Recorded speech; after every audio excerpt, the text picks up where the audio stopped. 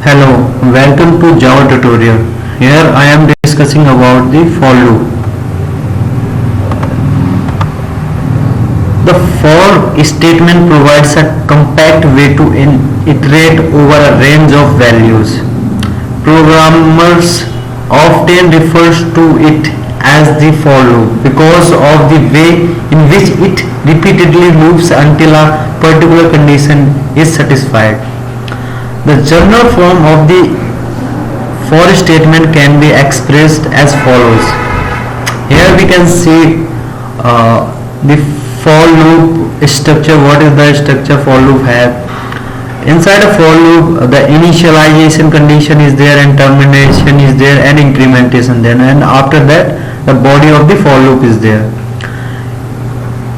If I explain each and every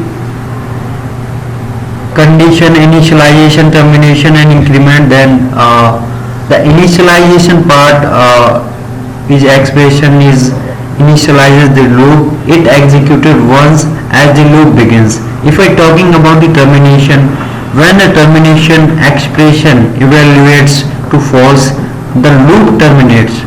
If I talking about the increment, the increment expression is invoked after each iteration through the loop.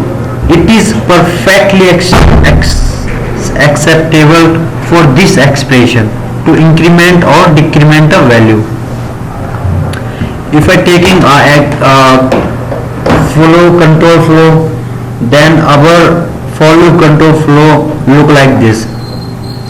First it will initialize the value. This is the initialized state of for loop. After that it will check the condition.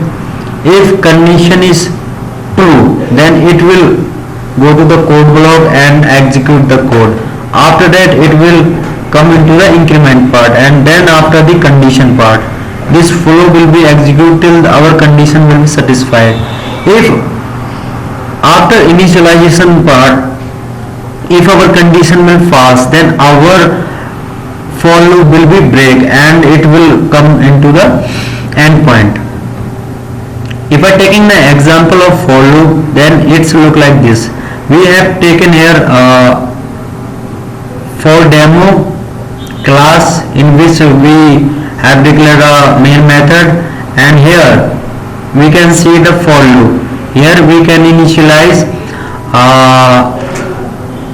integer variable I is equal to 1, and here we given the condition I is less than 11 and incrementation part, and this is our for loop body.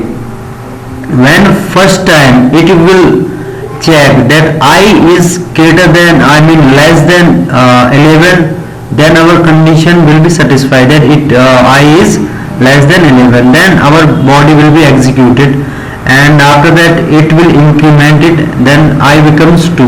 Then this scenario will going on until our condition become false. Then our output will be looking like this. Thank you for watching this video.